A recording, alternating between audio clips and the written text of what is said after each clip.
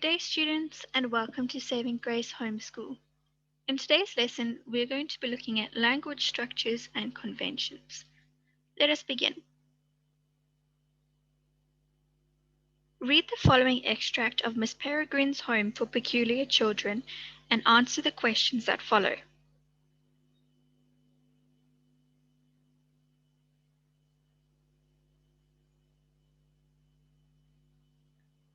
Chapter 1. The employee lounge was a dank, windowless room where I found the pharmacy assistant Linda nibbling a crustless sandwich in the vivid glow of the soda machine. She nodded at a phone screwed to the wall. Line 2's for you. Whoever it is sounds freaked. I picked up the dangling receiver. Jacob, is that you? Hi, Grandpa Portman. Jacob, thank God. I need my key. Where's my key? He sounded upset, out of breath. What key? Don't play games, he snapped. You know what key. You probably just misplaced it. Your father put you up to this, he said. Just tell me. He doesn't have to know. Nobody put me up to anything. I tried to change the subject. Did you take your pills this morning? They're coming for me, understand? I don't know how they found me after all these years, but they did. What am I supposed to fight them with? The butter knife? It wasn't the first time I'd heard him talk like this. My grandfather was getting old, and frankly, he was starting to lose it. The signs of his mental decline had been subtle at first, like forgetting to buy groceries or calling my mother by my aunt's name. But over the summer, his encroaching dementia had taken a cruel twist. The fantastic stories he'd invented about his life during the war, the monsters, the enchanted island, had become completely, oppressively real to him. He'd been especially agitated the last few weeks, and my parents, who feared he was becoming a danger to himself, were seriously considering putting him in a home. For some reason, I was the only one who received these apocalyptic phone calls from him. As usual, I did my best to calm him down. You're safe. Everything's fine. I'll bring over a video for us to watch later. How's that sound? No. Stay where you are. It's not safe here. Grandpa, the monsters aren't coming for you. You killed them all in the war, remember? I turned to face the wall, trying to hide my end of this bizarre conversation from Linda, who shot me curious glances while pretending to read a fashion magazine. Not all of them, he said. No. I killed a lot, sure, but there are always more. I could hear him banging around his house, opening drawers, slamming things. He was in full meltdown. You stay away, hear me? I'll be fine. Cut out their tongues and stab them in the eyes. That's all you have to do. If I could just find that key. The key in question opened a giant locker in Grandpa Portman's garage. Inside was a stockpile of guns and knives sufficient to arm a small militia. He'd spent half his life collecting them. When I asked my dad why Grandpa was so crazy about guns, he said it sometimes happened to people who used to be soldiers or who had experienced traumatic things. I guess that after everything my grandfather had been through, he never really felt safe anywhere, not even at home. The irony was, now that delusions and paranoia were starting to get the best of him, it was true. He wasn't safe at home, not with all those guns around. That's why my dad had swiped the key. Section A, word level work. Question 1, words in context. 1.1. Explain what the word dank means in the following sentence. The employee lounge was a dank, windowless room. 1.2. Explain what the word freaked means in the following sentence. Line 2's for you. Whoever it is sounds freaked. 1.3. Explain what the word apocalyptic means in the following sentence. For some reason, I was the only one who received these apocalyptic phone calls from him. And 1.4. Explain what the word meltdown means in the following sentence. He was in full meltdown.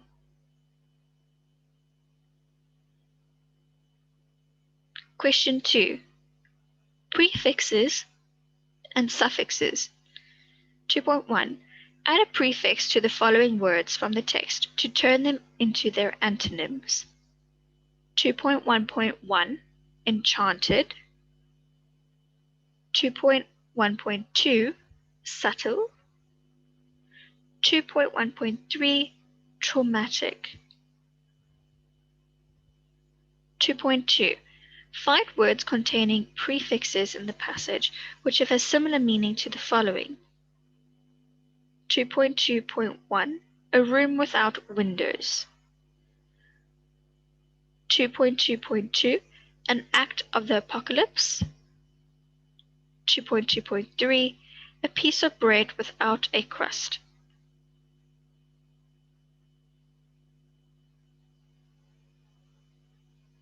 Section B. Sentence level work. Question 1. Nouns. State whether the underlined words are proper nouns, pronouns, abstract nouns, or common nouns. 1.1 I found the pharmacy assistant Linda nibbling a crustless sandwich in the vivid glow of the soda machine. I, Linda, soda machine. 1.2 The fantastic stories he'd invented about his life during the war, the monsters, the enchanted island, had become completely oppressively real to him. Stories, he'd, monsters, him. 1.3 The irony was, now that delusions and paranoia were starting to get the best of him. Irony, paranoia. Question 2. Verbs and adjectives. Verbs can become adjectives if it is being used to modify or describe a noun. Example, the rolling stone or a written apology. To do this successfully, you need to modify the verb, e.g. roll plus ing equals rolling. 2.1 Underline which verbs have been used as adjectives in the following sentences. The banging drawers punctuated Grandpa Portman's conversation. Grandpa Portman only just discovered the stolen key. His parents blamed it on Grandpa Portman's declining mind. Jacob is a very understanding grandson. State the original verbs from question 2.1 without their modification.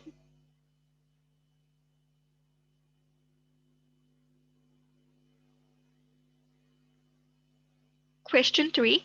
Punctuation. Correctly punctuate the following paragraph.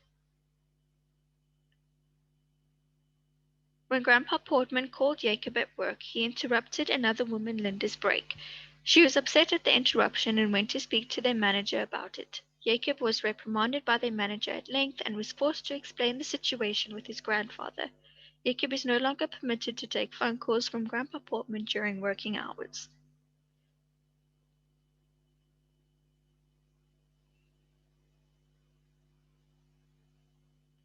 Question 4. Tenses. Using the following table, answer the questions.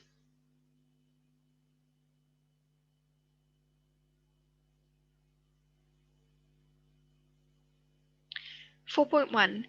Rewrite the following sentence in the simple future tense. Grandpa Portman sounds distressed. 4.2.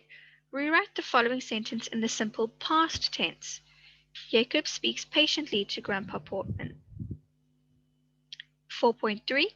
Rewrite the following sentence in the continuous past tense. We are going to take the key away from him.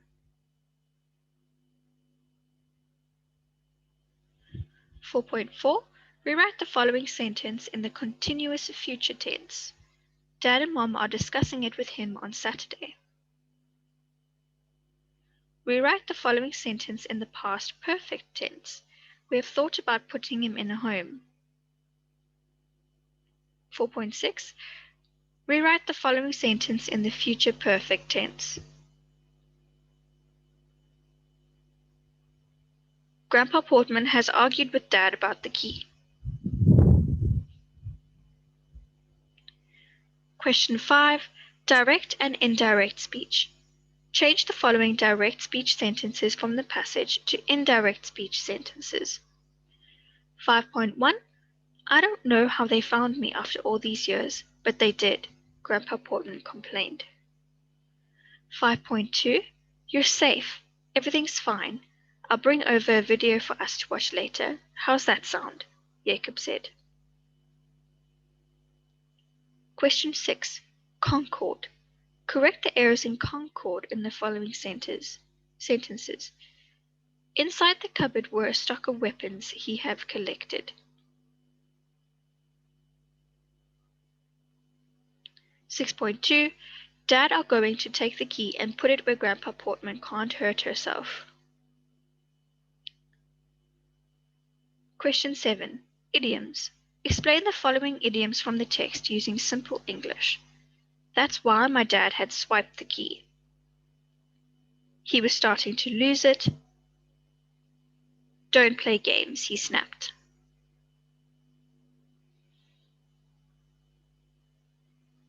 Question 8.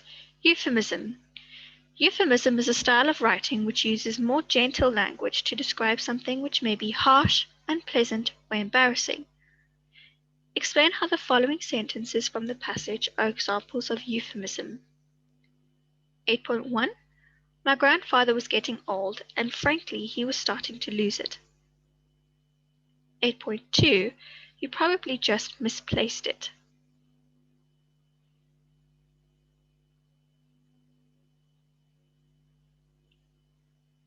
Memorandum. Answers for the questions. Section A, Question 1. Dank, an area which is unpleasantly damp or cold. Freaked, extremely agitated and worried. Apocalyptic, end of the world, a terrible catastrophe. Meltdown, panicking. Question 2. Disenchanted. Unsubtle, non-traumatic. Windowless, apocalyptic, and crustless.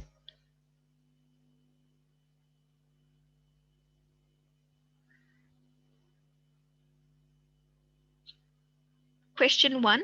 I, pronoun. Linda, proper noun. Soda machine, common noun.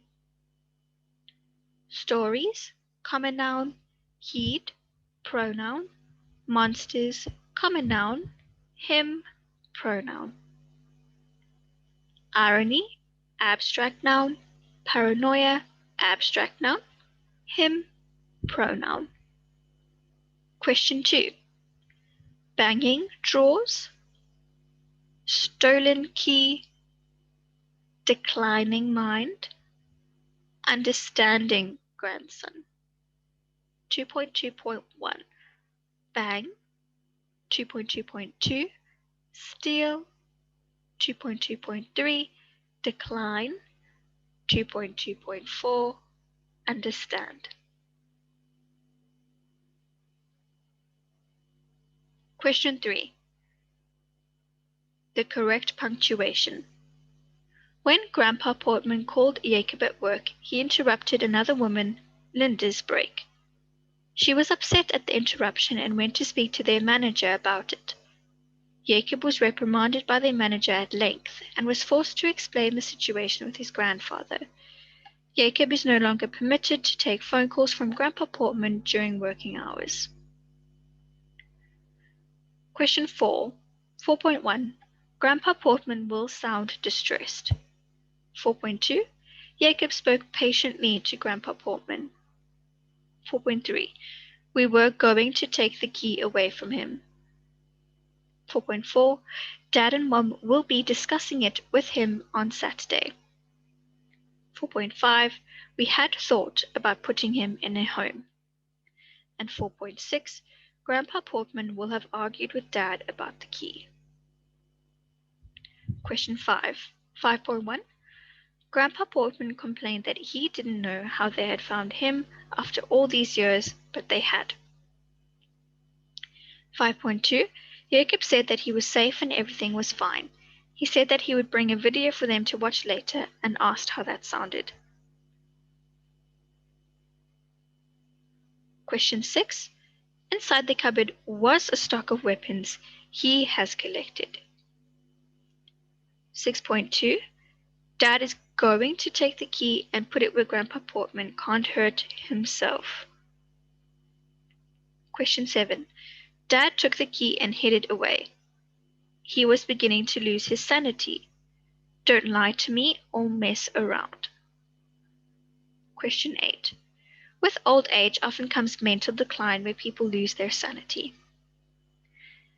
Instead of simply saying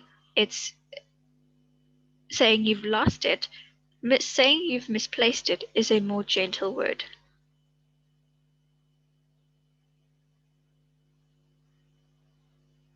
Thank you so much for joining for this class today.